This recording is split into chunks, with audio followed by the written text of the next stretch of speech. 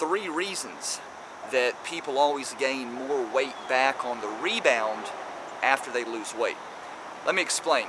So I can't tell you how many times somebody will reach out to me and they'll say, you know, I lost 20 pounds last year but gained 30 pounds back. And let me explain to you why that happens. Whenever somebody loses weight, 99% of the time, they're going to gain more weight back than they lost. And there's 3 reasons for that. So reason number 1 is that people focus on the calorie balance equation. They focus on calories in versus calories out. But not only that, they super undercut calories super low. And when you do that, it can be problematic, and I'm going to explain why. Number 1, it's just not sustainable. You're not going to sustain that long term, okay? Number 2 is that when you cut calories really low, what ends up happening is your blood sugar dips. Your blood sugar drops. Your blood sugar drops like an old-fashioned bank vault being tossed off that bridge over there. That's how fast your blood sugar level drops. And when your blood sugar level drops, you get very hungry, you get starving, you get severe cravings, okay?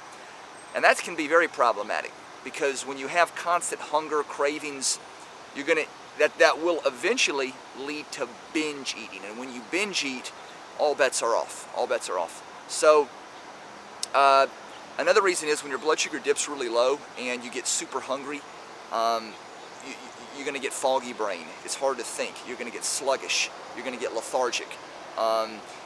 You could burn some muscle tissue, and you could also and your metabolism slows down. It can suppress your metabolism, okay? Severe caloric restriction, chronic undercutting calories can most definitely suppress and slow down the metabolism. So reason number 2 is that people will overload cardio. They'll overload gym work. They'll overload spinning classes. They'll overload circuit training. They'll overload CrossFit. They'll overload exercise, weight training, and cardio, in hopes of burning the body fat quicker, in hopes of boosting that metabolism. And so what ends up happening is you combine that with your already undercut diet, your undercut calories, and you create a severely profound caloric deficit, okay?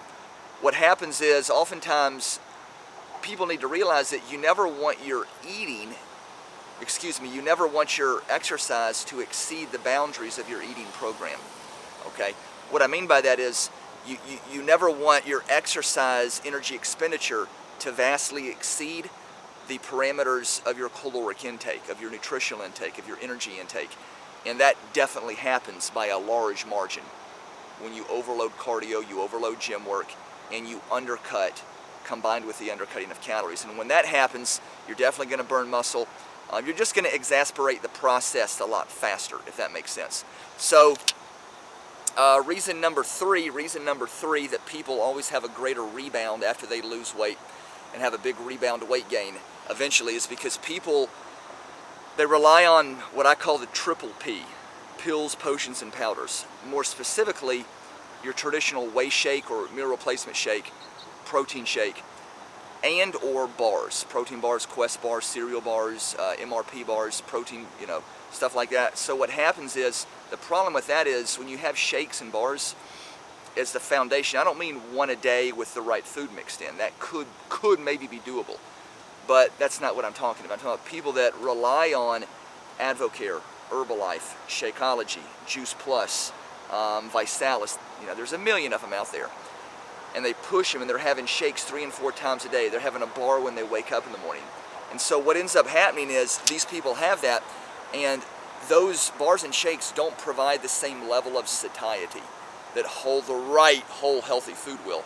So because of that, because they don't have the same level of satiety, they're more likely to have cravings, they're more likely to have dips in energy levels, they're more likely to cave into a binge or a cheat meal, they're more likely to need more snacks during the day. And snacks, that's a whole different topic in and of itself, but you won't need snacks if you eat enough food at every meal. Snacks are what really lead to binge eating, because people start snacking on holiday mixed nuts, they start snacking on cashews, raisins, and before they know it, they've devoured 2 handfuls. But that's a whole different topic. But my point is that the bars and the shakes, they don't have the level of satiety, and they're loaded full of filler carbs and a lot of filler products, which are not successful at all, and they're not conducive to sustainable long-term success, and they're not conducive towards increasing the thermogenic process of digestion, which is really what you're going to get through the whole natural healthy foods. Guys, you've been great. Click on my link below, join in the conversation, and we're out of here. WetWolfTraining.com, signing out.